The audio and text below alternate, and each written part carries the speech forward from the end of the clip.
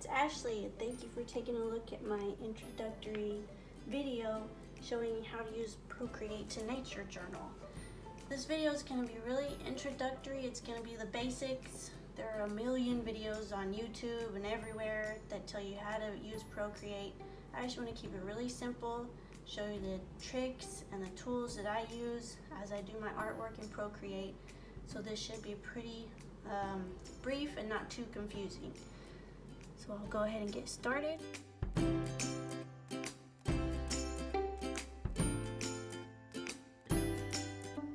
The Procreate app, you can get it in the App Store. All you need for it is an iPad and an Apple Pencil. You can do it without an Apple Pencil, but I'd highly recommend one if you can swing it. You can also use different styluses, I believe. I just prefer this one. So whenever you do get the app, you'll open it up and it'll open up to this art gallery, and it'll have some default artwork in here that were created by other artists. But as you grow your gallery, you'll be really pleased to open it up and see all the artwork that you've created. So this toolbar up here has this select option, which obviously, you can select your artwork or your stack. You can preview them, you can share them, duplicate, or delete. And if you do the share, you can choose whatever format you want to share it in. So if you want to send it to Photoshop, you can do a PSD file, you can do a PDF, you can do JPEG, PNG, lots of different options here. This little plus sign right here in the corner is how you create a new canvas. So you can do all kinds of sizes for your canvas. There's the default screen size, and then you can create your own sizes. I typically use just a 6x6 inch size square because the artwork I use for my nature guides, that's about all the space I need to create each little image that I make. So I'm going to go ahead and create a new canvas. I'm going to go back to the gallery because I want to show you that in your gallery you can create these stacks. So you can organize your artwork into folders, and all you do is you grab it, drop it on top of another artwork, and now there's a stack created. And we'll just name it Nature Journal. And you can put all your nature journaling into one file, or you can organize them by type or style or whatever. So I'm going to go back to my new canvas, and I'm going to just show you the toolbar up here with all of these little buttons.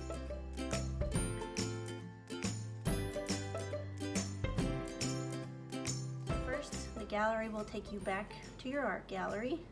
The little wrench right here, it's all of your actions. So you can do all kinds of things like insert a file, a photo, take a photo, you can add text, you can cut, copy, paste. The canvas option, you can turn on your drawing guide if you need it. I don't typically use it. I do use the little canvas information down here and look at statistics because I like to see how long it's taken me to do something, because I'm constantly trying to get a little faster and more efficient in my artwork. The share button, it's just like in the gallery, same options. You can share it in all kinds of formats. Then the video, I really like this tool because I use it a lot too. You can do this time-lapse recording. Once you've done some artwork, you can come in here and press the time-lapse replay, and it'll do all of your strokes and show you how your artwork has unfolded. And then preferences, you can change this to the dark interface if you prefer. I have it on the right-handed interface, but you can change it to the left-handed interface if you're left-handed. So yeah, those are most of the ones that I use in that drop-down menu. This is the adjustments tab. I don't use a whole lot of these in my artwork. I will adjust the opacity sometimes. You can make your layer lighter or darker depending on how you want it to look. occasionally I'll use the blur, the Gaussian blur, and occasionally I'll fiddle with the color balances, but not typically. And this one is the selection tool. And let me just go ahead, I'll draw something in here real quick. If I have something in here that I need to, maybe I need to cut just the end of this off, I can select it and then use this little transform tool right here, and I can move just that piece around, or maybe make it bigger, make it smaller. I can rotate it to screen, all kinds of stuff. Okay, so I'm gonna go back. Actually, I think I'll just erase it all. Okay, so the transform tool, that's where you, like I just showed you, copy, paste, move, rotate, resize. Okay, so the fun stuff is over here. So this little paintbrush is obviously your paintbrushes. So you use, Procreate comes with lots of different paintbrushes that are like the default paintbrushes, but I also recommend, if you'd like, Lisa Bardot at Bardot Brush, that's B-A-R-D-O-T brush, has tons of these neat brushes that she's created, and I use them all the time. My favorites are the Gouache Paint Box and the Bardot Wash. So those are, they're really neat. I have several, I think all of these are her brushes, but those two are kind of my go-to ones. She's got some pastels, she has chalk brushes, a pencil box, but yeah, I stick with the gouache typically and the wash tools or brushes. Let's see, the one thing I will do in the paint brushes, you can edit these. I don't typically do that. If I do, the only thing I'm adjusting is the streamline right here, and that all that does is it makes your strokes a little more streamlined. So this pencil that I used is pretty streamlined, but if I brought that down way down here and did the same motion, you can see it's not as smooth of a brush stroke. So that property is really the only one that I'll adjust in the paint brushes. That's the streamline property. This little tool, let's see, I'm going to draw a little stroke again. This little tool right here is the smudge tool. So you can come and smudge whatever you want to kind of blend in. Maybe you're trying to blend colors. If you tap it again, it'll pop up the same brush library that you have in your paintbrush drop-down menu.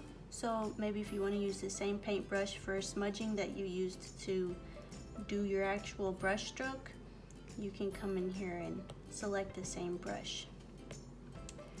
This little tool is the eraser tool, and obviously it erases. You can again pull up the exact same brush library that you use for your paint brushes, and so you can kind of keep your artwork. See, it still has the same kind of painty edges on it as your paintbrush. All right, let's see. This is your layers drop-down menu. So layers are really important because unlike typical paint and brush artwork, with layers, you can create a new layer, do some artwork on this layer.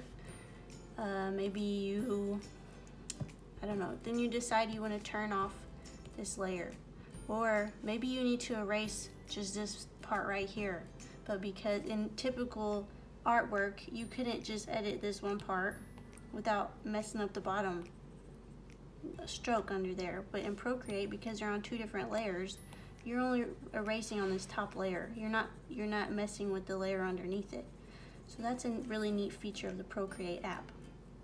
And doing artwork digitally is you have a lot more freedom and a lot more control over editing your artwork. Let's see, a few tips for the layers tab. So to add a layer, you just press this little plus sign like I did a second ago. You can organize your layers. You can click and drag this layer down if you want this one to be underneath that one for some reason. You can turn a layer off right here on this little check. It'll turn it off, or you can turn it back on. Then you can also tap the layer and you'll have this little pop-out menu. The options over here that I typically use, I'm going to do it on this one, is the alpha lock, because it will lock your layer, and the only thing that is accessible to edit is what's already on the layer. So if I want to go in here and add a wash to this green little squiggle, let's say I want to add some pink blotches in there. Now, because I've locked my layer, it's only marking on the currently existing pen strokes that are on my layer. So that's a really neat feature. And also the clipping mask layer, or clipping mask option, I use a lot as well. It is over here in the pop-out menu. It's right here. Whenever you click that, you'll see this little down arrow pop out. And whatever you draw on this layer will go on top of this layer, only where, if this one's locked on alpha lock, you're only going to be drawing. See how much brighter it is on a second layer, but you're still only drawing on your green squiggle. So those are options that I use quite often. They're about the only options that I use over here. I don't typically rename my layers, but you can if you want to kind of keep them organized. You can also merge your layers right here, but you can also do that by just pinching them. So I typically do that, and I'll show you some more shortcuts like that here in a minute. Let's see. Hold on. Before I go, this little letter right here will change your features of your layer. The only one I typically use is the normal, and then occasionally I will come up here to the multiply feature, which I'll get into that in a different video, but these are different features that you can put onto each particular layer. And then also you can change the opacity of your layer with this little click and drag slider right here. Okay, so moving on, the last thing over here is the color disc, which is right here. And you tap this little drop of color in the corner, and you can change your color using it. I typically keep it on this disc, but you can use all these different options for changing your color. If you have palettes that you'd rather use, you can do it that way, but I typically keep it on the disc and choose custom colors based on whatever it is that I'm painting. Let's see, a neat thing about the color drop over here is if you need to fill in something that you're coloring and maybe it's larger and you don't want to sit there and stroke it all in, you can pull it and drop it. Let's see, I need to go to a different layer. You can tap it and drop it, and it will fill in whatever it is that you're trying to fill with color. Okay, so this little toolbar over here is the brush size. You can adjust your brush size and opacity if you want your brush to be lighter or darker. Maybe you want it smaller or really big. So that's what those do. You also have your undo and your redo buttons over here. I don't typically use those because there's a shortcut for that, which I'll tell you in a minute. But before I do that, if you're in your artwork and say you need this purple and you can't find it over here, you're like, I don't know which one it was. You tap this little square right here with your finger, and then you tap right on it, and it will pull up your color, if I can see, and now you have your color again. So now I need to move back to this corally peach color.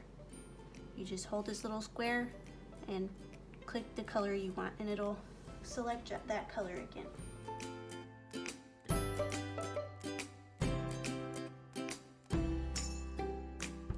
Okay, lastly, before we go, I'm just gonna do some really quick gestures that I use a lot.